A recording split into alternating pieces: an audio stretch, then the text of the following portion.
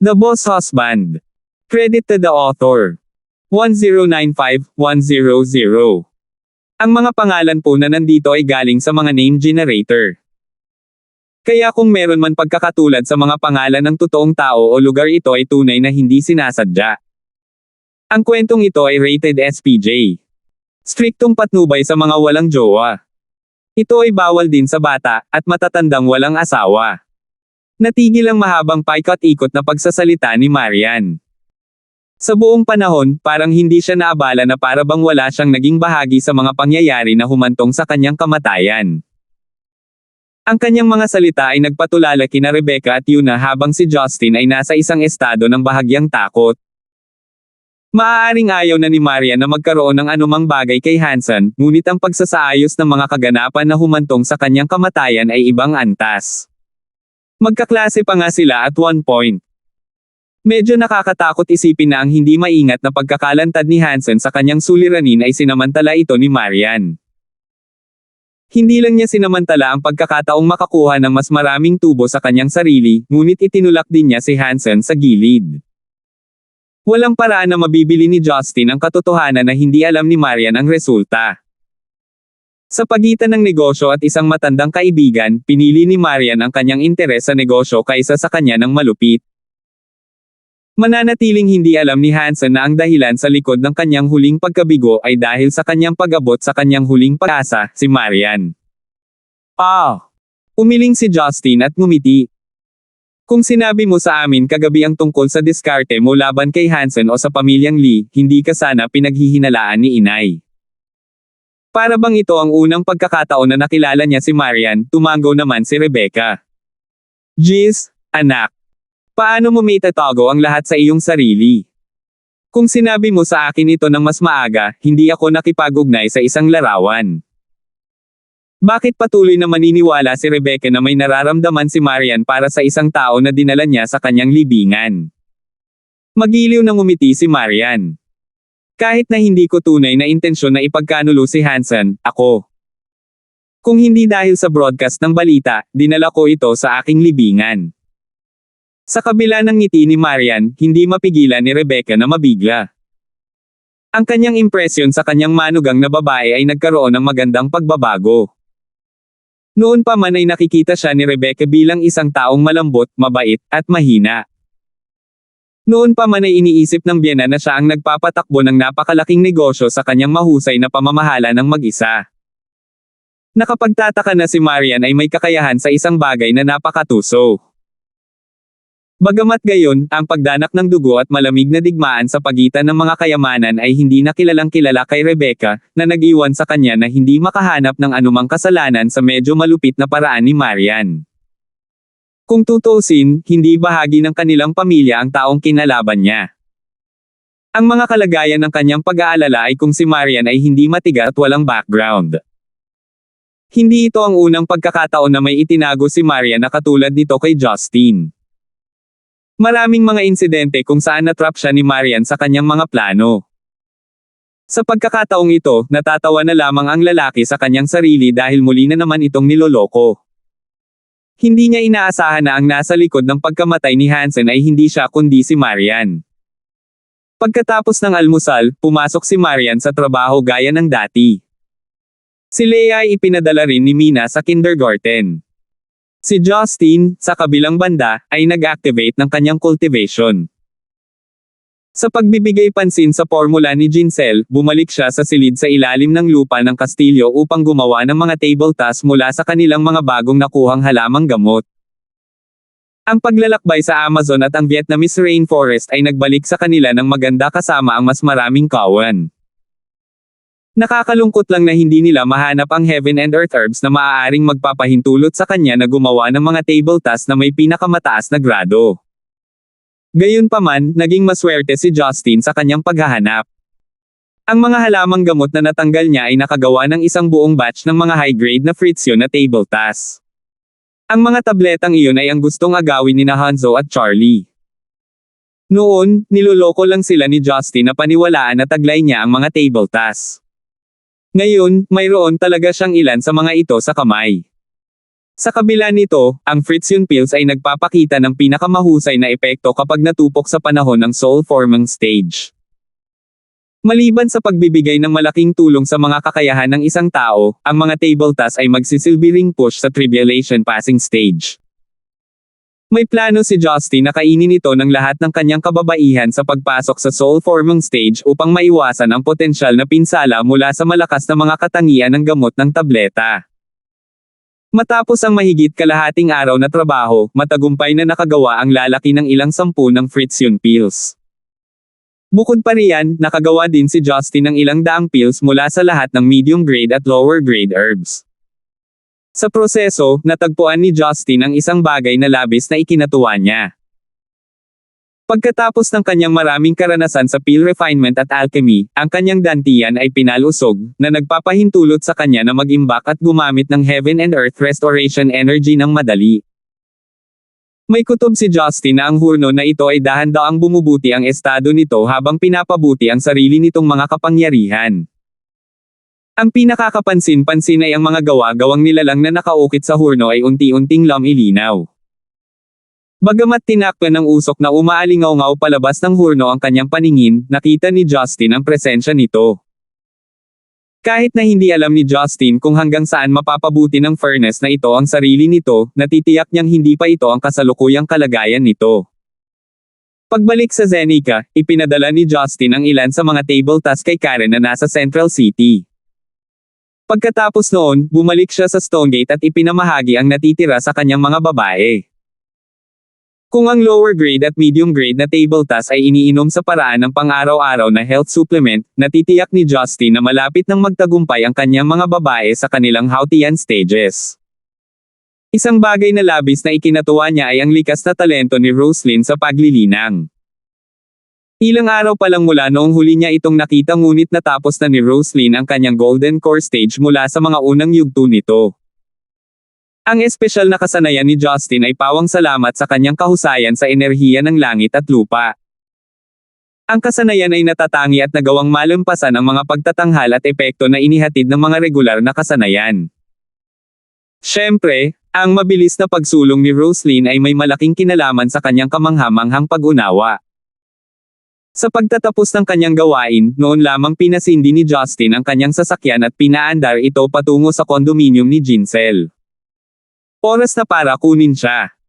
Malinaw na pinag-isipan ni Jincel ang kanyang hitsura ngayong gabi. Nakasuot siya ng round-collared at pinalamutian na pink wool sweater na bumagay sa isang engraved leather skirt. Bagamat ang kanyang tangkad ay hindi kasing modelo ni Marian, ang kanyang mga binti ay pinahaba ng kanyang medyas na tumulong na magmukhang pambabae at mahina. Habang pinapanood ang kanyang pag-uungkat at pag-ungol bago ang pasukan sa bahay, talagang gustong sabihin sa kanya ni Justin na ang pag-uwi ng ibang babae ay hindi nakakaiba sa kanyang pamilya. Masyado siyang maraming babae to the point na manhid na ang mga babae sa kanyang kabahayan. Bagamat may intensyon siya, sa huli ay nagpasya siyang tutol dahil ito ang unang opisyal na pagsasama-sama ni Jincel kasama ang kanyang pamilya. Hello, Miss Fritz. Halika na at maupo ka. Si Yuna ang unang taong nakilala nila sa pagpasok sa bahay. Mabilis niyang binati at inalok si Jincel ng upuan sa sofa. Nakilala na ni Jincel si Yuna dati. Nagmamadali niyang ibinalik ang pagbati. Yuna, maaari mo na lang akong tawaging Jincel, hindi mo na ako kailangang tawaging Miss. Siyempre hindi ka Miss, hindi ka escort. Walang pakialam na sagot ni Justin. Kinagat ni Jincel ang kanyang mga ngipin at inilibot ang kanyang mga mata sa kanya. Sa wakas ay lumabas si Rebecca sa kusina. Sinimulang ipakilala ni Justin ang kanyang ina kay Jincel, kung saan matamis siyang binati ni Jincel. Hello, tita.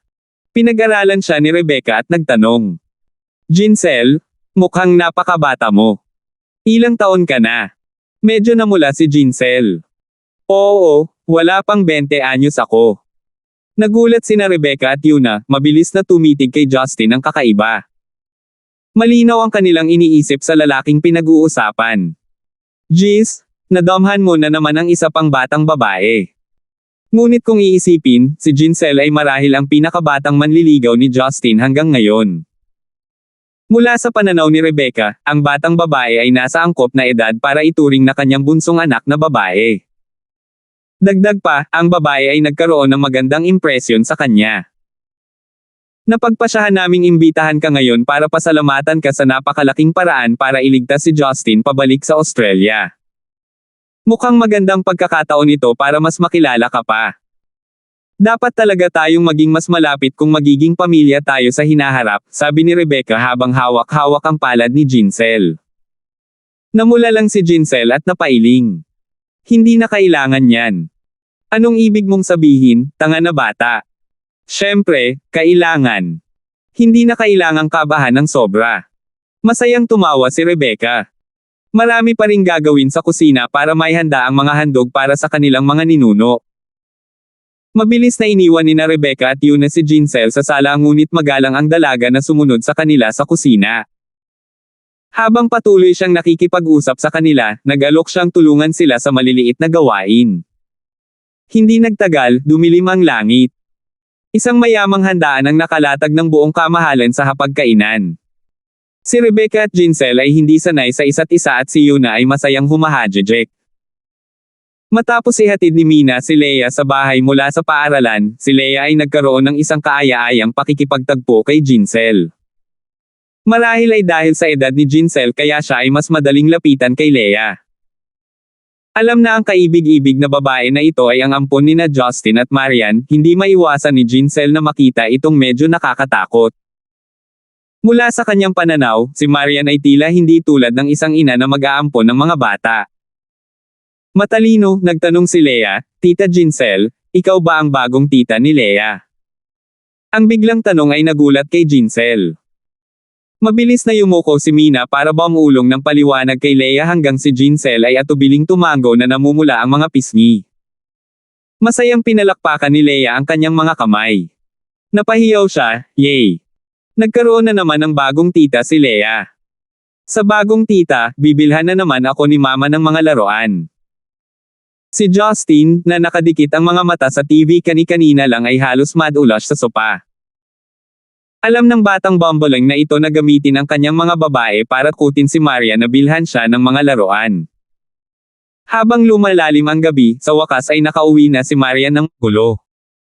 Kakapirma lang niya ng isang napakahalagang kasunduan kay Andrew ngayon. Dahil sa katotohanang hindi pa sila nagkikita noon, hindi mahirap hulaan na ang trabaho ngayon ay abalang-abala para kay Marian. Nang mapansin ang presensya ni Jinsel sa kanyang bahay, magalang na binati siya ni Marian pagkatapos haborin ang kanyang Amerikana. Alam kong mahirap ang aming simula ngunit nakaraan na ang lahat. Salamat sa pagtulong kay Justin sa kanyang paglalakbay, sabi ni Marian na may mahinang ngiti. Nakahinga ng maluwag si Jinsel. Mas masahol pa ang inaasahan niya. Umiling siya. Maraming salamat, Sister Marian. Marahil ang mga salita ni Justin kagabi ay nagbigay kay Maria ng ilang pagkabukas palad. Gayunpaman, ang tunay na iniisip ng babae ay mananatiling isang misteryo. Inilagay ni Rebecca ang mesa at naglagay ng ornamental rug sa harap ng mesa. Nagsindi siya ng 2 kandila upang simulan ang kanilang mga panalangin sa mga ninuno. Hindi maikakailang kakaiba ang pagdaraos ng gayong tradisyonal na seremonya ng pag-aalay sa gayong modernong bahay. Gayunpaman, ang buong karanasang ito ay bago kina Marian at Jinsel. Sa totoo lang, kailangan nating gawin muli sa panahon ng winter solstice ngunit aalisin natin iyon. Hayaan nating lahat gawin ito ngayon, paliwanag ni Rebecca na may makain ng ngiti. Sa hindi maipaliwanag, ito rin ang unang pagkakasangkot ni Justin dito. Ginaya niya ang kanyang ina, lumuhod sa alpombra at nagdarasal sa mga bakanteng mesa at upuan. Taos-puso siyang nanalangin para sa mga pagpapala ng kanyang mga ninuno upang mapanatili ang pagkakaisa sa pagitan ng lahat ng kanyang mga kababaihan. Nalilitong sumunod si Leia. Medyo naging masungit ang bata, hindi maintindihan kung bakit hindi pa sila kumakain. Nang makitang si Jinsel ay awkward na nakatayo sa isang sulok, nilapitan ni Rebecca ang babae na may nakakaaliw ng ngiti. Jinsel, ikaw ay itinuturing na bahagi ng aming pamilya ngayon. Halika, ayos lang na magdasal ka. Ang alok ay nagpainit sa kanyang puso. Matapos makatakas sa bahay, sa wakas ay natagpuan na niya ang pakiramdam ng pagiging kabilang ngayon, tulad ng panandaliang duckweed na sa wakas ay nakahanap ng lugar upang tumubo ang mga ugat nito. Tumango, si Jincel ang huling lumuhod. Taos-puso siyang yumuko upang magawa ang isang karaniwang kawtaw. Sa segundong iyon, ang unang nakangiting si Yuna ay biglang nagbago ng ekspresyon. Biglang lumiit ang mga pupils niya. Ito. Napatalo ng lahat sa pagkabigla nang makita ang estadong kinaroroonan ni Yuna. Ang kanyang mukha ay mapatlang ngunit namumula, tila nakita niya ang pinaka-nakakatakot na bagay sa kanyang buhay. Yula, anong problema? Mabilis na tanong ni Rebecca. Si Jincel ay galit na iniisip na siya ay nagkasala sa kanya. Sa pagtataka ng lahat, iniabot ni Yuna ang nanginginig na kamay. Sa isang matigas na katawan, siya ay sumulong, sinusubukan ang kanyang makaya upang sugpuin ang kanyang takot. Jincel. Ikaw. Lumingon ka. Tingnan ko. Ang leeg mo. 1096. Si Jincel ay nalilito ngunit sinunod niya ang kanyang mga tagubilin. Masunurin siyang tumalikod at pinayagan si Yuna na siyasatin ang likod ng kanyang leeg. Nanginginig, inunat ni Yuna ang isang braso upang tipunin ang nakalugay na buhok ni Jincel sa kanyang kamao. Itinaas niya ang buhok para tumambad ang kanyang maputlang leeg. Noon napansin ng lahat na may maliit na parang plum blossom na birthmark sa kanyang leeg. Hindi gaanong kalakihan ang birthmark, halos kasing laki lang ng dulo ng daliri. Walang paraan na mapapansin ito ng sino man ngunit matagumpay itong nakita ni Yuna sa buhok ni Jincel. Yuna, maaari ba itong birthmark na ito? Tila may naalala si Marian, na nakanganga sa nakita. Nagsisimula ng maging emosyonal ang matandang babae. Namula ang mukha, hinawakan niya ng mahigpit ang kamay ni Jincel. Jincel, ang iyong ama. Ano ang kanyang pangalan? Bahagyang nagulat ang nakababatang babae sa kanyang biglaang pagsabog. Napalunok si Jincel at mahinang bumulong. Ang kanyang pangalan ay Mauro Fritz. May dumaan sa mga pupils ni Yuna at nagsimulang manginig ang kanyang mga labi. Nang walang ibang salita, mabilis siyang tumalikod at hinaila si Jincel papunta sa isang baliw na dash sa itaas. Biglang nangyari ang lahat, hindi nagbigay ng oras para tumugon si Jincel sa sitwasyon. Madadapa lang siya habang sinusubukang makasabay sa takbo ni Yuna. Hoy, Yula! Anong problema? Ang biglaang pagliko ng mga pangyayari ay lubos na nalito kay Rebecca. Akyat din tayo sa taas. Mabilis na hinabol ni Marian ang pares. Hindi nagtagal, tumayo ang lahat sa harap ng kwarto ni Yuna, kung saan nakita ang isang naguguluhang si Jincel na nakatayo sa harap ng isang aparador. Binuksan ni Yuna ang pinto ng aparador at sinimulang halukayin ang mga laman nito ng desperadong. Pagkaraan ng ilang sandali, sa wakas ay nakuha ni Yuna ang isang oil paper bag mula sa isang metal box sa pinakailalim ng closet. May litrato sa loob. Bigla itong nakilala ni Justin. Ito ang larawang nakita ni Karina na nakatago sa pagitan ng libro ng matandang CEO nang lumipat sila ng bahay. Parang pareho sila ni Maria na pamilyar sa taong inilalarawan sa larawan, ngunit labis na hindi nasisiyahan si Maria nang sinubukan ni Karina na sabihin ito. Pagkatapos ng lahat ng iyon, iningatan ni Yuna ang larawan. Hindi kailanman nagkaroon ng pagkakataon si Justin na tingnang mabuti kung tungkol saan ang larawang iyon. Jincel, tingnan mo ito. Kilala mo ba ang lalaking ito? Ipinakita ni Yuna kay Jincel ang litrato. Sa isang sulyap, ang buong atensyon ni Jincel ay nakadikit sa litratong iyon. Inabot siya ng ilang sandali bago makaungol si Jincel nang hindi magkatugma. Bakit ang tatay ko? Nasa larawang ito. Nang marinig iyon, sumugod sina Justin at Rebecca upang pag-aralan ang larawan. Kinuha ito sa ilang hardin. Ang lokasyon ay kahawig sa harap ng bakuran ni Marian sa dating tirahan ng kanyang pamilya. May isang mag-asawang nakalarawan dito. Ang lalaki ay kaakit-akit na gwapo, nagniningning ang masiglang aura ng isang iskolar. May maliit siyang bigot at nakasuot ng asul na blouse at nakatali ang buhok sa gitna ng makunan ang larawang ito. Hindi mahirap kilalanin kung sino ang babaeng nasa tabi niya. Ito ay isang mas bata na Yuna, na nangangahulugang ang larawang ito ay malamang na kinunan ilang 10 taon na ang nakalilipas.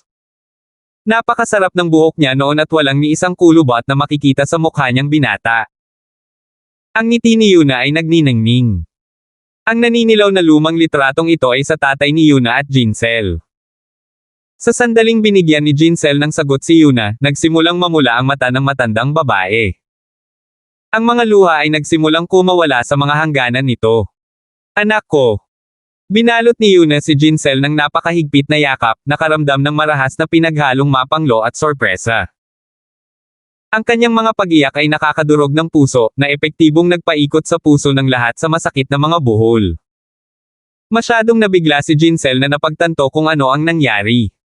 Nakatayo siya sa mga bisig ni Yuna, nagyelo na parang estatwa. Pinayagan ng nakababatang babae si Yuna na ibabad sa luha ang kanyang wool sweater. Ibinato ni Rebecca si Justin ang nagtatanong na tingin na sinagot niya ng nalilitong kibot balikat. Ang lalaki ay hindi lubos na sigurado kung ano ang konteksto. Habang pinapanood ang emosyonal na pagpapakita, naisip ni Marian ang kanyang nakaraan. Kasabay ng pagluha ni Yuna, natagpuan din niya ang kanyang sarili na pinupunasan ang kanyang mga luha. Si Mina ay may dalang nagtatampo na si Leia, labis na naguguluhan sa eksenang nasa harapan niya. Matapos ang halos 1 minutong pagluha, biglang may naalala si Yuna. Nabasag ng matandang babae ang isang napakakaakit-akit na ngiti sa gitna ng kanyang mga pisnging may bahid ng luha. Jinsel, sana ay hindi ka masyadong nabigla dito. Nagkasala ako sa iyo. Ang pananalita ni Yuna ay hindi magkatugma. Nakangiti, nagpatuloy siya. Noong ipinanganak ka, may parang bulaklak na birthmark sa likod ng leeg mo. Ang iyong ama ay isang hardinero noon. Sinabi niya sa akin na ang kanyang pangalan ay Mauro, na siyang lalaking ito sa larawan. Ni minsan ay hindi ko naisip na ang kanyang pangalan ay hindi rin lubos na totoo. Ikaw ang bunga ng ating pagmamahalan, ikaw ang aking biolohikal na anak. Nanlaki ang magagandang mata ni Jinsel, pagkatapos ay nawala ang pamumula ng kanyang mukha. Ang kanyang puso ay nabalot ng isang hindi maipaliwanag na pakiramdam na natagpuan niya ang kanyang sarili na nawala ng mga salita. Napakagatlabi siya, tila natulala. Medyo nag-aalala si Maria na tatanggihan ni Jinsel ang kanyang mga claim. Mabilis niyang ipinaliwanag, Jinsel, totoo ang sinabi ni Yuna.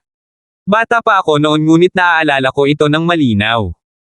May isang lalaking nagngangalang Mauro na kinuha ng lola ko bilang hardinero, pangunahing responsable sa mga trabaho sa paghahalaman at pag-aalaga. Kung nag-aalinlangan ka pa rin tungkol dito, maaari mong tanungin ang mga miyembro ng pamilya Collins tungkol dito. Ang lola ko ang nagpares kay Yuna kay Mauro. Pagkatapos ng kasal, bumalik si Yuna sa kanyang bayan at isinilang ka. Gayunpaman, sa isang tag-ulan, ikaw at si Mauro ay nawala ng buo. Hinanap namin kayong dalawa na mataas at mababa. Kakaiba, walang makakahanap ng anumang impormasyon tungkol kay Mauro. Parang nabura ng tuluyan ang mga bakas niya. Ang tanging katibayan ng kanyang pag-iral ay ang mismong larawang ito na itinago ng aking lola sa kanyang aklat. Nang marinig iyon, nagsimulang maalala ni Justin ang isang bagay na malabo. Tandang-tanda niya na noong unang bumisita si Karina sa bahay, tinanong niya si Yuna kung bumalik na ba ang taong iyon, o hindi. Ngunit hindi pinansin ni Justin ang kanilang palitan noon. Hindi katakataka na naging masigla si Maria nang sabihin ito ni Karina. Ang pagkilos ni Karina ay katulad ng paghagis ng asin sa napakasakit na sugat ni Yuna. Ang pagsisinungalingan ng iyong asawa na sinundan ng pagkawala ng iyong bagong silang na anak na babae. Walang alinlangang mahirap ang sinumang makakayanan nito. Nanginginig ang boses ni Jinsel. Ikaw, ang nanay ko. Oo. Pagtibay ni Yuna. Hindi na napigilan ni Jinsel ang kanyang labis na emosyon. Napaluha siya, mabilis na niyakap si Yuna. Nanay. Anak ko. Nasaksihan ng emosyonal na muling pagsasama, naantig si Rebecca. Nagsimula siyang maiyak habang nakangiti. Napakagandang sorpresa. Si Jinsel pala ang matagal nang nawawalang anak ni Yula. Ang dugo ay mas makapal kaysa tubig, ang backlog sa pagitan ng isang ina at ng kanyang anak ay hinding-hindi maaalis ng ganoon kadali. Lumingon si Rebecca kay Justin. Tinapik niya ang likod ng lalaki. Magaling. Si Justin ay namangha sa kung paano umunlad ang mga bagay-bagay. Bumalik siya sa pamilya Gibson at dinala pa niya ang anak ni Yuna pabalik mula sa Amerika na walang kaalam-alam. Ito dapat ang tadhana. Umiyak, ngumiti, at nagyakapan ng paulit-ulit sina Yuna at Jinsel ng ilang sandali. Nang sa wakas ay handa na silang pakawalan ang isa't isa, mabilis na hinayla ni Yuna si Jinsel sa isa pang closet sa gilid. Sa ilalim ng kakaibang tingin ng lahat, binuksan ni Yuna ang aparador. Nataranta ang mga nilalaman nito. Ito ay isang kumpletong aparador na puno ng mga sapatos na pangbabae. Mayroong isang malawak na iba't ibang mga disenyo at sukat, lahat ay maayos na nakadisplay sa rack. Ang isang tinatayang bilang ay nagpatunay na mayroong hindi bababa sa 100 pares ng sapatos, lahat ng mga ito ay bago.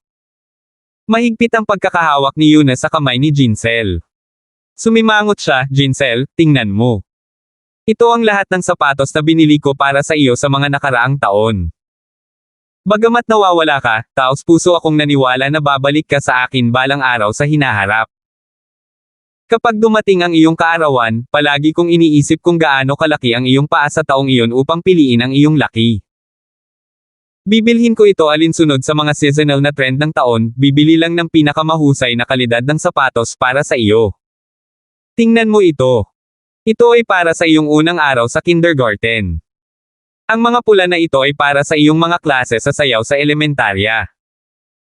At isa pa, iniisip ko na malamang na magbibinate ka na noong middle school kaya siniguro kong i-order ang mga ito sa mas malaking sukat. Ang 4 na pares dito ay binili ngayong taon para sa iyo. Gusto mo ba ito? O medyo makaluma para sa iyong panlasa? Hindi ko alam kung mas gugustuhin mo ang heels o flat at hindi ko alam kung gaano kakataas. Ang panunood kay Yuna na nagpapakita ng iba't ibang pares ng sapatos na tumutugma sa iba't ibang yugto ng paglaki ng Jinsel, ang imahe ng isang solemn na Yuna na nananabik na nakatingin sa hindi pa nasuot na sapatos sa katahimikan sa dilim ng gabi. Malinaw kung gaano kamiss ni Yuna ang kanyang anak. Sa wakas ay naunawaan ni Justin kung bakit ang nagbebenta ng sapatos, si Alian ay umasa na si Yuna ay titigil sa pagbisita sa tindahan balang araw. Bawat sapatos na binili niya ay pahirap sa katinoan ni Yuna. Ito ay isang uri ng walang katotohanan na pag-asa na nakabitin sa wala. Dahan-dahan, inabot ni Jinsel ang isang braso para kunin ang isang pares ng leather boots na binili ni Yuna ngayong taon. Pinunasan niya ang kanyang luha at ngumiti. "Mom, I like this one. Let me put this." Oo, pakiusap. Same time na tumango si Yuna at itinago ang nanginginig na hajijek gamit ang kanyang palad. Ang kanyang mga mata ay kumikinang sa hindi masabing kaligayahan. 10:97. Matapos subukan ni Jinsel ang bote, gumugol siya ng mahigit kalahating oras sa kwarto ni Yuna na sumusubok ng sapatos. Medyo matagal bago niya natapos ang pagsubok sa lahat ng bagay sa kanya. Walang may pusong putulin ang nakakataba ng pusong pagpapakita ng mag-inang mag-ina. Sumama pa sa kanila sina Rebecca at Marian para magkomento sa sapatos. Natigil ang lahat ng magsimulang hilahin ni Leia ang braso ni Rebecca na nagmamakaawa. Sa kanyang parang bata, bamulong siya, "Lola, gutom na gutom si Leia." Ngayong nabanggit na ito ni Leia, biglang napagtanto ng lahat na hindi pa sila nakakagalaw ng hapunan. Dahil medyo sariwa ang reunion, natural lang para kay Yuna at Jinsel na abutin ang nawalang oras. Tamang-tama ang timing para sa hapunan dahil komportabling maupo ang dalawa at ipagpatuloy ang kanilang pagpapalitan ng pagkain. Pagkatapos ng hapunan, nagtipon ang lahat sa paligid ng sala upang hawakan ang malungkot na nakaraan ni Yuna. Ang matandang babae ay nagdala ng labis na sama ng loob at galit kay Mauro. Hindi madaling ipaliwanag ang background ni Jinsel at ang mahabang kasaysayan ng kanyang mga karanasan sa isang pagkakataon. Maraming impormasyon ang naging partikular na nakakagulat para kay Yuna. Iniisip ni Jinsel na si Mauro, tulad ng maraming mga disipulo ng Hidden Clan, ay nakipagsapalaran sa makamundong mundo upang magsanay. Karamihan sa mga disipulo ay gagawin ito sa mga unang yugto ng kanilang yugto ng Golden Core. Dagdag pa, nagkaroon pa rin ng medyo makabuluhang agwat bago maabot ang kanilang soul-forming stage, mas madali para sa kanila na maranasan ang buhay ng tao. Walang hangganan ang ginawa sa mga alagad ng dakilang sinaunang angkan nang dumating sila sa makamundong mundo para sa pagsasanay. Hanggat hindi sila lumalabas sa Zenica, magagawa nila ang gusto nila. Ang ilan ay piniling maging mabait habang ang ilan ay piniling maging kriminal, ang ilan ay nasangkot sa pangangalakal at ang iba sa militar. Wala ring rule sa kasal. Kung sila ay mapalad na magkaroon ng isang bata sa kanilang mga kasosyo sa tao, ang bata ay dapat na ibalik sa sinaunang pamilya dahil ang pagpaparami ng mga magsasaka ay lantaran na mahirap. Kung mas mataas ang kanilang pagtatanim, mas mahirap para sa kanila na magkaroon ng mga anak. Sa makatuwid, marami sa mga sinaunang inapo ng pamilya ang nagpakasal ng mas maaga. Ang populasyon ng Dreamscape ay tinatayang nasa 10,000 lamang. Nagkaroon ng tuloy-tuloy na pagdaragdag ng maraming magsasaka na nakapasa sa yugto ng pagbubuo ng kaluluwa, ang ilan ay nakapag-ayos at nakahanap ng mga katuwang sa buhay sa kaharian at nang maglaon ay nagkaanak ng maraming supling. Gayunpaman, hindi lahat ay makakahanap ng angkop na kapareha. Kaya madalas silang bumaling sa mga mortal para magkaanak. Masyadong malupit. Paano nila aangkinin ang bata ng ganoon lang? Naisip na ba nila kung ano ang pinagdadaanan ng mga ina? Galit na galit ni Rebecca. Binalikan siya ni Jincel ng mapait na ngiti. Ang pagtaksilan sa kalooban ng pamilya ay katumbas ng pagpili na maging isang mortal. Bukod pa rito, kadalasan ay hindi nila nakikitang magkapantay ang kanilang mga kasosyo sa tao. Paanong may sino mang magnanais na makasama sila sa natitirang bahagi ng kanilang buhay? Not to mention, you have the 9th meridian. Iyon siguro ang dahilan kung bakit ang iyong ama ay nagmamadaling bumalik sa pamilya. After all, ang iyong physical constitute ay magiging kapaki-pakinabang sa pamilya Fritz, sabi ni Justin na may malamig na ngiti. Nalito si Yuna. Ano ang 9th meridian? Sandaling nag-alinlangan si Jincel. Hindi siya sabik na malaman ng kanyang ina ang tungkol sa pagmamaltrato niya sa bahay ng pamilya ni Fritz. Ngunit pagkatapos ng maraming pag-iisip, ang nakaraan ay hindi may tatago sa loob ng mahabang panahon. Ang katotohanan ay tiyak na magbubunyag mismo. Bago pa man siya makatapos, namumula na ang mga mata ni Yuna dahil sa pagkadismaya. Kinagat ng matandang babae ang kanyang mga ngipin, hinayaan ang isang bagay na katulad ng isang hayop na kumislap sa kanyang mga mata. Mauro! Maruming hayop ka! Mabilis na niyakap ni Jincel si Yuna sa kanyang mga balikat. Pag-alo niya, ayos lang inay. Tinulungan na ako ni Justin na sugpuin ang lason. Maayos na ang katawan ko ngayon. Wala nang paulit-ulit na pagkalason. This must be destiny. Tinulungan ng mga Diyos ang anak ko. Lumingon si Yuna at tinitigan si Justin ng may pasasalamat. Sir, hindi ko alam kung paano kayo pasasalamatan. Dumating ka sa pamilyang ito at tumulong kay Miss at kalaunan ay tinulungan akong makasama ang aking anak na babae. Hindi ko alam kung paano ka babayaran. Hehe. Ngumisi si Justin. Yuna, ikaw ay magiging isa sa aking mga biyenan. Hindi na kailangang maging magalang. Kahit na tayo ay teknikal na pamilya, tila tayo ay magiging mas malapit kaysa kailanman. Walang kahihiyan na bastard. Paano ka magiging walang pakialam dito? Matagal mo nang pinag-isipan ito. Hinampis ni Rebecca ang likod ng kanyang ulo nang tumawa. Bago iyon nangyari, bitbit ni Marian si Leia. Sa una, ang kanyang mga kamay ay humahaplos sa mapupungay na pisngi ni Leia ngunit ang mga salita ni Justin ay lubos na nag-trigger sa kanya. Halos kurutin ng babae ang pisngi ni Leia sa pagkatulala. Nakaramdam ng mali si Leia ngunit tahimik lang siyang nakapout. Ano nang mangyari, pinuspos ng reunion ni Yuna at Jincel si Marian ng kagalakan. Nasaksihan ni Marian ang naghihirap na kaluluwa ni Yuna sa mga nakaraang taon. Siya lang din ang nakakaintindi kay Yuna. Sa pagkakita kay Yuna na napakagaan at masaya, hindi nagtagal ay nakita ni Marian na mas kaibig-ibig si Jincel. Jincel, balita ko nakatira ka sa kondominium malapit sa Stonegate University, di ba? Paano kung ililipat mo ang mga gamit mo dito? Ngayong nakauwi na si Sheila sa Korea, bakante ang kwarto niya, mungkahi ni Marian. Ang pag-uugaling ito ay nagpagulo kay Rebecca at Justin.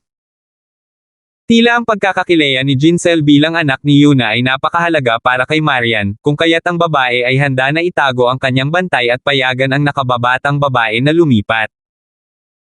Sa kabila nito, malaki ang kinalaman nito sa mga kalagayan ni Jincel. Siya ay tumakas sa kanyang pamilya at ginugol ang halos lahat ng kanyang oras na mag-isa. Ngayon na sa wakas ay natagpuan na niya ang kanyang ina, hindi maganda ang pakiramdam ng manatili sa labas. Mabilis na tinanggihan ni Yuna ang alok. Hindi na kailangang gawin iyon. Alam kong mabait ka sa akin ngunit hindi ito nararapat. Ayokong makaramdam ka ng hindi komportable. Tumanggo si Jincel. Sister Marian, sa palagay ko ay mas mabuti na ito kaysa manirahan sa ibang lugar. Sigurado akong mahihirapan ang ibang mga kapatid na babae. Nang matapos ang kanyang mga salita, sumulyap si Jincel kay Justin. Agad na hinimas ni Justin ang kanyang baba, na nagkunwaring hindi siya kasali dito. Sumimangot si Marian. Walang saysay na patuloy kang manirahan doon. Ayokong mapagod si Yuna sa pag-commute. Nang marinig iyon, ngumiti si Yuna. Miss, hindi ba maraming bakanteng bahay sa Paradise? Bibili lang ako ng isa para kay Jincel. Pinagkaitan ako ng pagkakataon na maging mabuting ina. Ang isang bahay para kay Jincel ay tila isang angkop na regalo sa pagbati. Wow! Yuna! Ganyan ka kay Oman.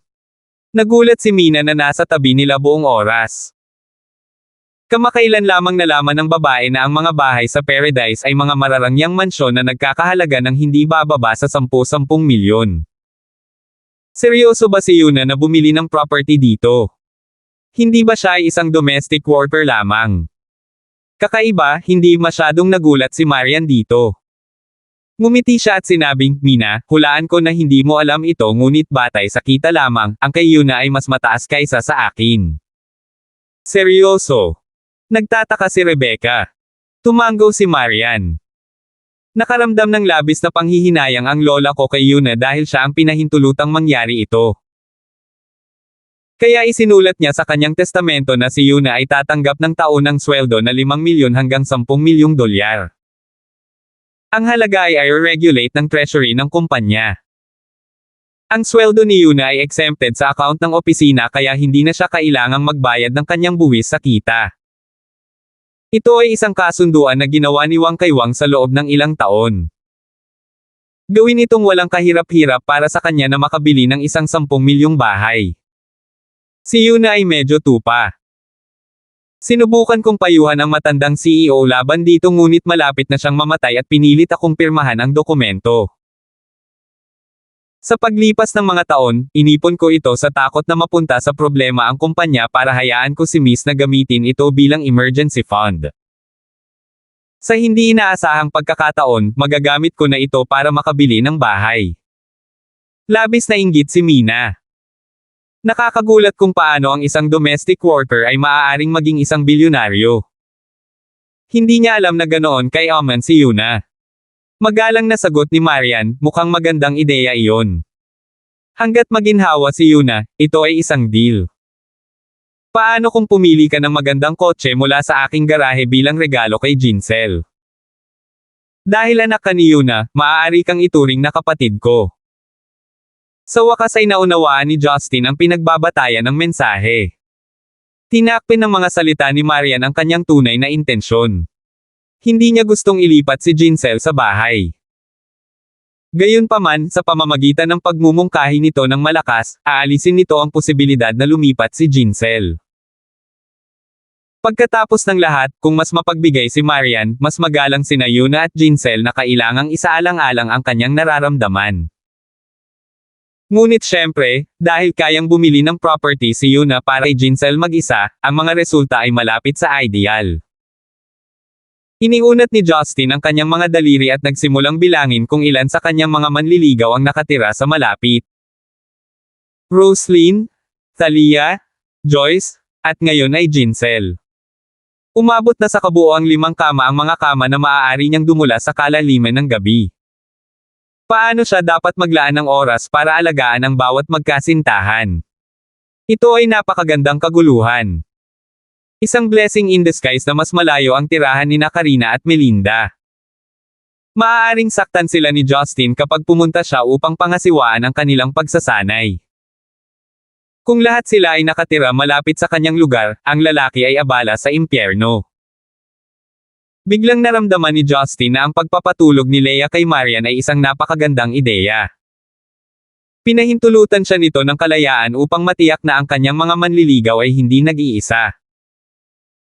Kung nalaman ni Marian na ang lalaking ito ay walang kahihiyang gumagawa ng isang mahusay na plano upang maglaan ng oras para sa kanyang mga manliligaw, ang kawawang Leia ay malamang na magdurusa sa isang malubhang na mamagang pisngi. Sa mga sumunod na araw, abala si Yuna sa pagsisikap na palitan ang mga nawawalang taon na iyon kay Jincel. Si Justin naman ay masigasig na binisita ang kanyang mga babae.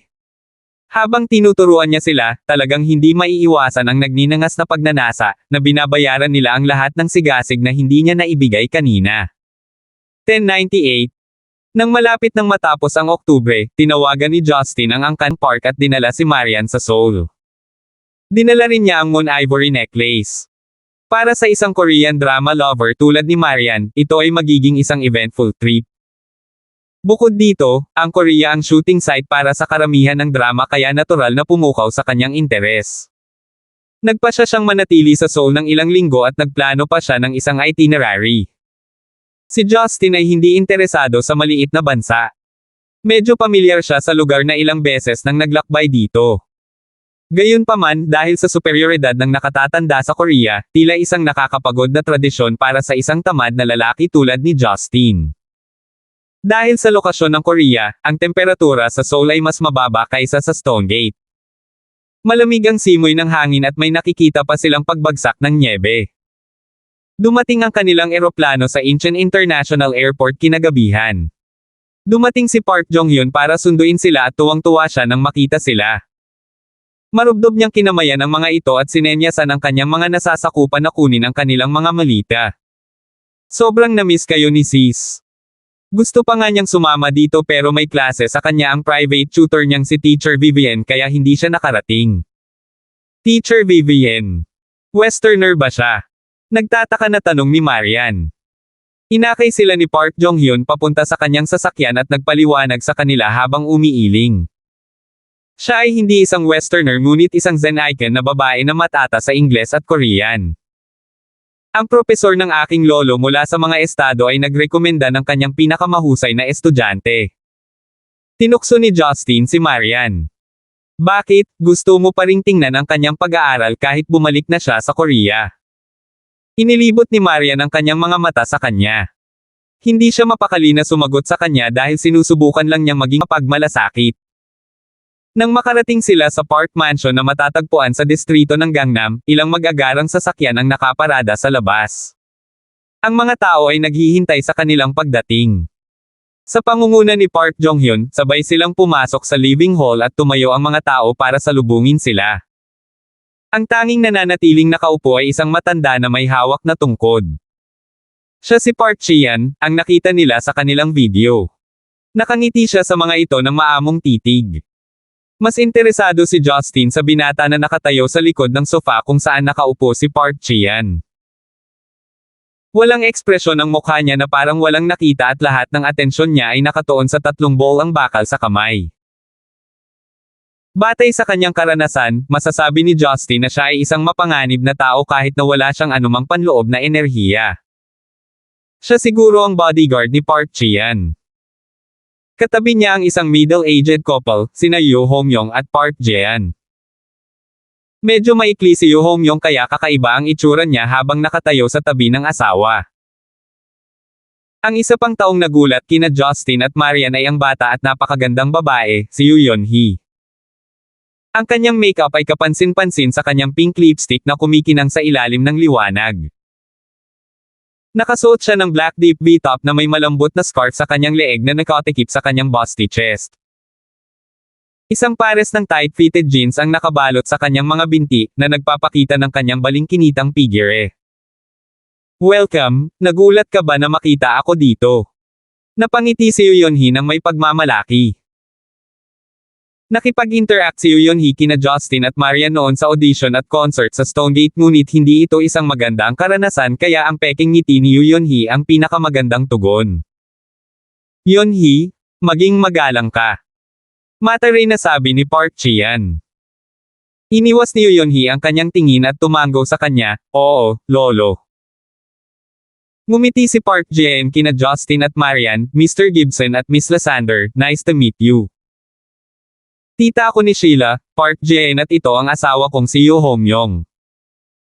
Anak namin si Yoonhee, salamat sa pag-aalaga sa kanya sa Stonegate. Sa wakas ay naunawaan na nina Justin at Marian. Si Yoonhee at Sheila pala ay parehong apo ni Park Ji-yeon. Ang pagkakaiba nila ay kahit na mas bata si Sheila, ang kanyang ina ay ang panganay na anak na babae ni Park Ji-yeon samantalang ang ina ni Yoonhee ay pangalawang anak na babae. Bagamat magkapareho sila ng bloodline, may pagkakaiba pa rin sa seniority sa isang Korean clan. May naalala si Justin. Nakaaway ni Yoonhee si Park Jong-hyun noon at parang kinikilig ito. Pero di ba magkapatid sila? Ang pag-iisip tungkol dito ay pumukaw sa pagkamausisa ni Justin. Iminuwestre ni Park Ji-yeon na maupo sila nang marinig ang pamilyar na boses mula sa itaas. Kuya Justin. Ate Marian. Tumakbo si Sheila palabas ng study at mabilis na bumaba. Matagal na silang hindi nagkita at mas lalo siyang gumanda ngayon. Ang kanyang mukha ay kumikinang at ang kanyang buhok ay tila lalo na itim at malasutla. Habang tumatakbo siya patungo sa kanila, tumatama ang kanyang busty figure at slim waist sa ilalim ng kanyang sweater. Bulong ni Justin sa kanyang sarili, damn, kamukha niya iyong mga magagandang artista sa mga Korean drama ngayong palabas na ang kanyang bloodline. Bukod pa riyan, wala siyang ginawang plastic surgeries, unlike certain actresses. Mag-ingat, mag-ingat. Huwag kang madapa. Mukhang labis na nag-aalala si Park Ji-yeon habang sinabi niya ng may malumanay na ekspresyon. Sumili ang pang-aalipusta sa mga mata ni Yoonhee nang makita niya ang pagiging magiliw nito kay Sheila. Ito ay ganap na kabaligtaran ng paggamot na natatanggap niya. Tumakbo si Sheila patungo sa kanila nang nakangiti at niyakap sina Justin at Marian. With a giggle, she said, "You guys are finally here. I wanted to pick you guys up pero pinagbawalan ako ng teacher ko. Nawalan ako ng mood mag-aral dahil dito." Sobrang namiss siya ni Marian. Siya ay karaniwang bahagi ng kanyang pamilya na nanatiling magkasama ng mahabang panahon. Hinawakan niya ang mga pisngi ni Sheila at tinanong siya, nag-aaral ka pa ba sa ganitong oras? Ma! Nagpout si Sheila, ang higpit talaga ni Teacher Vivian at ayaw akong tulungan ni Lolo. Humalaklak si Park Ji-yeon, kaya kitang hayaang gawin ang anumang gusto mo ngunit hindi mo maaaring pabayaan ang iyong pag-aaral. Libo-libong tao ang kailangang magdusa kasama mo kung wala kang alam kapag ipinasa ko ang grupo sa iyo, hindi ba? Nag-uumapo ang pagmamahal niya sa kanyang apo. Dahil lahat sila ay nagsasalita sa Korean, isinali ni Justin ang lahat para kay Marian. Sa oras na ito, isa pang silhouette ang nagpakita sa hagdan. Nakasuot siya ng dress na may itim na coat sa balikat. Tumambad sa hangin ang kanyang mga hita na nagpadagdag ng kaseksihan sa kanya. Napansin muna siya ni Park Jong-hyun at nilapitan siya, Teacher Vivian, nagsumikap ka. Bumalik ka at kumain ka sa amin ngayon. Napangiti si Vivian at tatanggihan na sana ang kanyang imbitasyon nang makita ang mga guest. Puno ng hindi makapaniwala ang kanyang mga mata nang mamatla ang kanyang mukha. Jinky. Halos hindi siya makilala ni Justin. Bago sa kanya ang pangalang Vivian, plus her outfit was so American style na para bang ipinanganak siya sa high society. Ibang-iba siya sa walang muwang na guro sa high school noong nakaraang taon. Medyo matagal bago mag-react si Marian ngunit nagulat siya nang makita siya. Kaya ikaw si Teacher Vivian. Jinky, long time no see. Si Jinky Lee ang una niyang kaibigang nasa hustong gulang dahil siya ang nagturo sa kanya kung paano magluto at sila rin ay nagtrabaho bilang mga boluntaryo ng magkasama sa ampunan. Kahit na nagkaroon sila ng alitan dahil kay Billy Zeng, hindi niya sinisi si Jinky. Kasalanan lahat ni Billy Zheng kung bakit siya sinamantala. Muling nanambalik sa isipan ni Justin ang mga nakaraang alaala at naalala niya ang panahon noong una siyang bumalik sa Zeneca. Nalungkot siya at nag-iisa ngunit kalaunan ay nakaalis siya sa trauma nang makilala si Jinky at ang kanyang pamilya.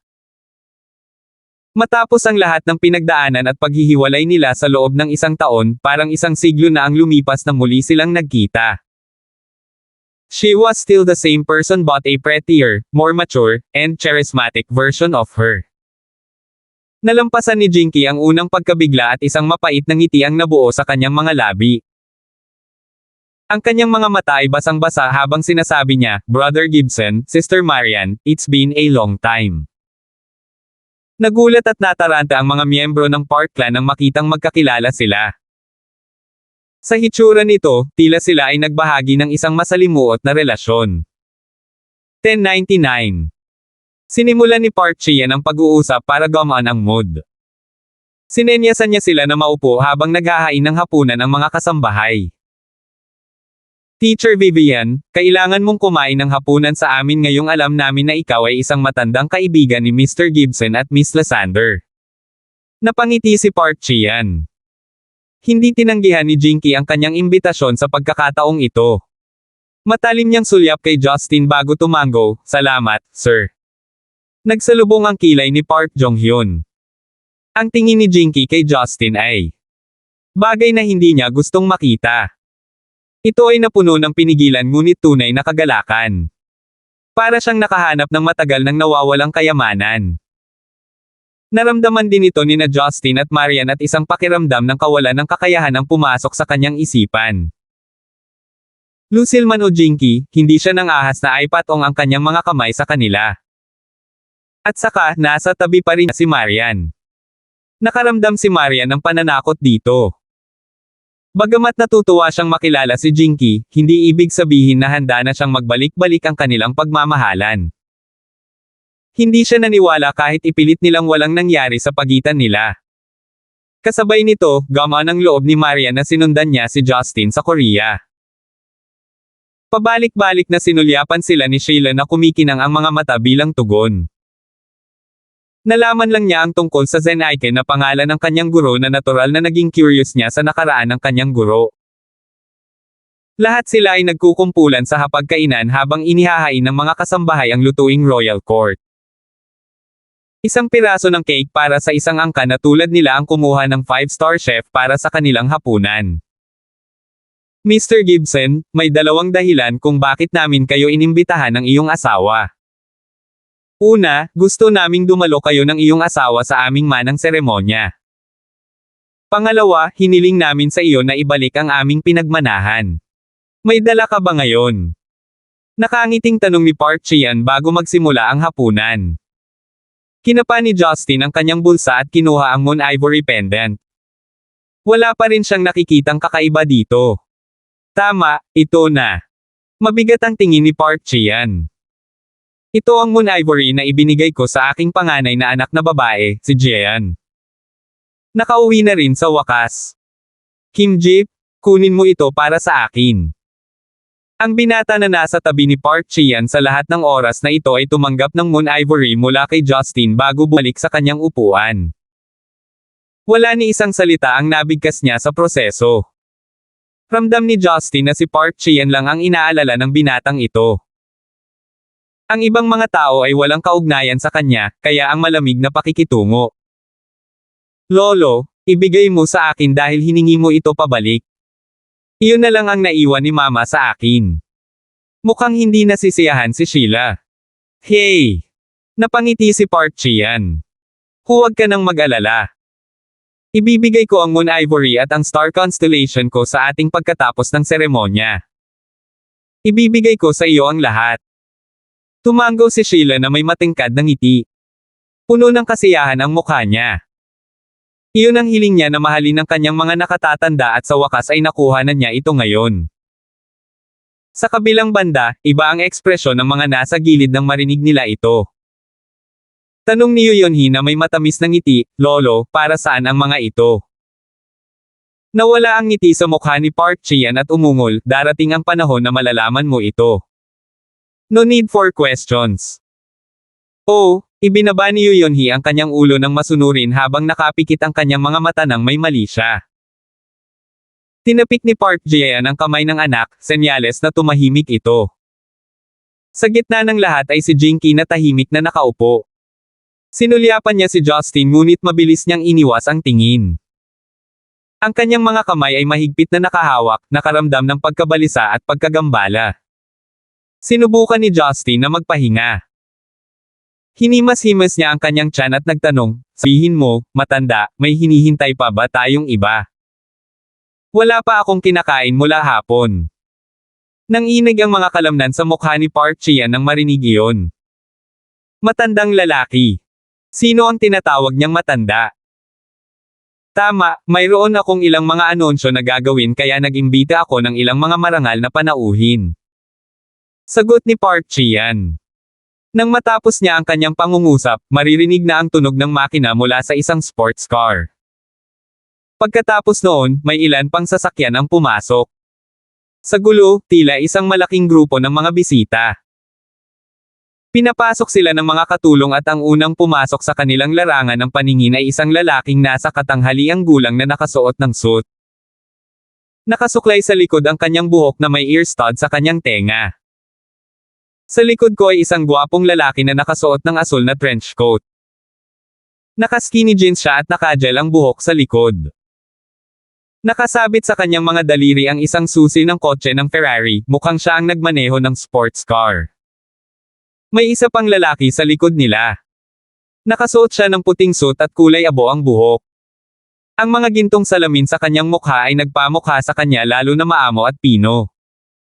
May hawak pa siyang briefcase. Tumayo ang lahat maliban kay Park Ji-an para salubungin sila. President Gang Gae-chung, nandito ka kasama ni Gang Woo. Sinalubong muna sila ni Park Ji-an nang nakangiti. Tumawa si Gang Gae-chung at binati sila bago kausapin si Park Ji-an sa magalang na paraan. Uncle Park, sorry for coming in late. Sinundo lang namin si Director Lee Yoon-jong from the airport kaya naubos ang oras namin. Ang lalaking nakasuot ng puti ay si Lee Yoon-jong at malumanay siyang ngumiti habang sinasabi, "Narinig ko ang tungkol sa iyo President Park, ako si Lee Yoon-jong, isang surgeon." Nagulat ang iba nang marinig ang kanyang pagpapakilala sa sarili. May kakaiba sa hapunan ngayon. Masyado kang humble. Ipinakilala siya ni Gang Gae-chung. Lahat, si Director Lee ang kaluwalhatian ng ating bansa. Hindi lang siya ang kagalang-galang na direktor ng Seoul University Hospital, siya rin ang tagapayo para sa mga departamento ng cardiology at hepatology sa Harvard Medicine. Isa siya sa mga pangunahing surgeon. Ang iba ay nagsimulang mambola sa kanya ngunit si Lee Yoon-jong ay tumugon lamang sa kanila ng isang mapagpakumbabang kaway. Gustong tumayo ni Marian ngunit hinaila siya ni Justin pababa. Bakit ka sasali kung hindi mo naman siya kilala? Hindi man lang ako kumikibo. Naisip ni Marian na may katuturan ito. Hindi siya nandito para magtrabaho kaya dapat niyang pakinggan ang mga salita ng kanyang asawa. Ipinakilala ni Park Ji-an sa kanila sina Justin at Marian. Mr. Gibson, Miss Lysander, baka hindi ka pamilyar sa kanila dahil kayong dalawa ay mula sa Zenica. Ang Gang clan ang nangungunang clan pagdating sa tertiary education at medicinal field. Mayroon silang malapit na pakikipagtulungan sa European Union at North America. Si Gang Gae-chung ang kasalukuyang pinuno ng clan at anak niya si Gang Woo. Itinuro ng mga Gang ang kanilang mga tingin sa kanila at ang kanilang mga tingin ay nananatili sa mukha ni Marian ng mas matagal. Mga kaibigan ba natin sila mula sa Zenica? Medyo mayabang na sabi ni Gang Gae-chung na para bang pakiramdam niya ay higit siyang nakahihigit sa kanila. Hayaan mo akong gawin ang pagpapakilala. Napangiti si Park Jong-hyun. Ito si Miss Marian, ang presidente ng Yellow International. Katabi niya ang kanyang asawa, si Mr. Justin. Si Sheila ay may utang na loob sa kanila. Yellow International. Ang kumpanya ng Zenica na nagbebenta ng mga damit. Ngumisi si Gang Woo, puno ng pang-aalipusta ang kanyang tono. Para sa isang nangungunang angkan tulad ng angkan ng Gang, wala silang pakialam sa isang tatak ng damit o maging sa mga luxury brand tulad ng Louis Vuitton o Hermes. Maaaring hindi kailangan ng mga tao ang mga luxury brand ngunit tiyak na kailangan nila ng edukasyon at mga ospital. Hindi maintindihan ni Marian ang Korean kaya tumingin siya kay Justin na may nalilitong ekspresyon. Matapos marinig ang pagsasalin ni Justin, sumagot siya sa Ingles na may patag na tono. Tama, sa amin nanggaling ang damit na suot mo ngayon. Salamat sa iyong pagtangkilik, mahal kong customer. Si Jinky at ang iba pa ay halos humagalpak sa tawa habang pilit nilang iniiwas ang tingin sa matigas na ekspresyon ni Gangwoo. Isinalin pa ni Justin ang mga salita ni Marian sa Korean para sa kanya. Ngumuso si Gangwoo at may sasabihin pa sana siya nang mapatigil siya sa titig ng kanyang ama. Natahimik si Park Ji-yeon habang kumikinang ang kanyang mga mata, humanga sa sagot ni Marian. Sa pagkakataong ito, muling binuksan ng mga kasambahay ang main door. Parang may dumating na ibang batch ng mga bisita. Buti na lang at may malawak na dining hall ang Parkland kaya hindi sila masikip. Sa pagkakataong ito, dalawang matangkad na Caucasian na lalaki ang pumasok na nakasuot ng leather boots at turtleneck sweater na para bang hindi sila sanay sa lagay ng panahon sa Korea. Sa likod nila ay isang matangkad at balingkinitang babae. Naglakad-lakad siya sa bulwagan at nang makita ng iba ang kanyang amber na buhok, nanlaki ang mga mata nila sa pagtataka. Niluwagan ni Justin ang kanyang mga kilay at bumulong siya na may tulala na ekspresyon. Jane. 1100. Nakatingin si Jane sa mga tradisyonal na dekorasayon sa paligid ng mansyon nang marinig niya ang isang pamilyar na boses. Nagulat siya nang makita niya sina Justin at Marian. Justin. Miss Lysander, bakit nandito din kayo? Ang leather coat na nakapalibot sa kanya ay nagpatingkad sa kanyang hubog na katawan habang natatakpan ng mahabang bota ang kanyang balingkinitang mga binti. Ang iba ay napabuntong hininga sa kanyang kaakit-akit at eleganteng tampok ng mukha. Curious na tanong ni Park Ji-yeon, Mr. Gibson, kilala mo siya? Lahat ay lumingon kay Justin na may naguguluhang ekspresyon. Hindi nila maiwasang maintrigue sa magandang babaeng Caucasian na biglang sumulpot. Tumango si Justin. She's an old friend of mine. I wasn't expecting to meet her here. Noong nasa London si Jane, sinabi niya sa kanya na pupunta siya sa ibang bansa para magsagawa ng operasyon ngunit hindi ito inaasahan ni Justin. Isa sa mga may balbas na Caucasian na lalaki ang nagpakilala kay Jane sa lahat. President Park, ito ang aming guro, Miss Jane. Inimbitahan namin siya mula sa Royal Academy of Science. Dapat ay narito siya isang linggo na ang nakalipas ngunit dahil kailangan niyang operahan ang isang general, naantala ang kanyang pagdating. Nagulat naman ang iba dito. Ang guro nila ay isang dalagang katulad niya. Sanay na si Jane na titigan ng kakaiba. Hindi siya naabala at yumuko kay Park Ji-yeon bilang paggalang. Mr. Park Ji-yeon, ibinigay sa akin ng mga estudyante ko na sina Vincent at Wallen ang iyong mga medical na record at napagmasdan ko na ito. Maaari akong magsagawa ng operasyon kapag gumawa ako ng check-up at pagsusuri. Operasyon. Napakunot ang noo ni Park Ji-yeon. Anong operasyon? Tungkol ba ito sa sakit ng aking ama? Ang iba ay may sari-saring ekspresyon ng mukha. Kung tutuusin, walang kabuluhan sa kanya ang operasyon dahil nasa huling yugto na siya ng kanser sa atay. 2 buwan na lang dapat ang natitira sa kanya. Gayunpaman, hindi lamang ang nangungunang surgeon sa Korea ang nagpakita, ang mga Amerikanong doktor ay nag-imbite pa ng isang misteryosong doktor na tinatawag na Jane. Sinenyasan ni Park Ji-yeon ang iba na maupo bago magsalita. Sigurado akong nagtataka kayo kung bakit hiniling ng isang naghihingalong matandang tulad ko kay President Gang Gae-chung, Dr. Vincent, at Dr. Wallen na mag-imbite ng mga doktor. Natahimik ang lahat habang nakatutok sa kanya. Ngumisi si Park Ji-yeon at tinapik ang ulo ni Sheila. Tila nasanay na si Sheila, ngumisi sa kanya nang walang magawang ekspresyon. I have to admit something. Sinadya kong magsinungaling sina Dr. Vincent at Dr. Wallen tungkol sa kalagayan ko para bumalik sa akin ang baby granddaughter ko. Ano? Tumangala sina Park Jae-in at Yoo Ho-myung na may natatarantang ekspresyon habang may kakaibang kislap sa mga mata ni Park Jong-hyun. Namula ang mga mata ni Sheila. Hindi niya alam kung ano ang mararamdaman sa balitang ito. Lolo. Paano mo ito nagawa? Napangiti si Park Ji-an. Hindi ko talaga maintindihan ang sarili kong kondisyon kaya't ipapapaliwanag ko sina Dr. Vincent at Dr. Wallen sa ngalan ko. Anyways, ginawa ko ito dahil gusto ko talagang umuwi si Sheila. Hindi na ako makapaghintay pa. Pero hindi ibig sabihin na sigurado akong gagaling ako kaya patawarin mo ako sa sobrang kagustuhan kong makilala ang apo ko. Ngumunguya si Justin sa paa ng alimango habang sinasabing, alam ko ito. Alam kong may malinong sinabi mong hindi magagamot ang iyong cancer kahit nakakadiagnose mo lang. Hindi ito makatuwiran lalo na para sa isang taong may pagkakakilean na tulad mo. Ganyan ba kisenggit ang lahat ng Zen Icon? Wala namang kinakain si Director Park kaya paano ka makakain muna? Ngumisi si Gangwoo. Ngumisi si Justin. Nagugutom ako kaya kumakain ako. Bakit mo papakialam kung hindi mo to bahay? Hindi man lang sinabi ni Director Park. Narinig mo na ba ang tungkol sa sinaunang eunuch? Parang isa ka na ngayon. Ikaw.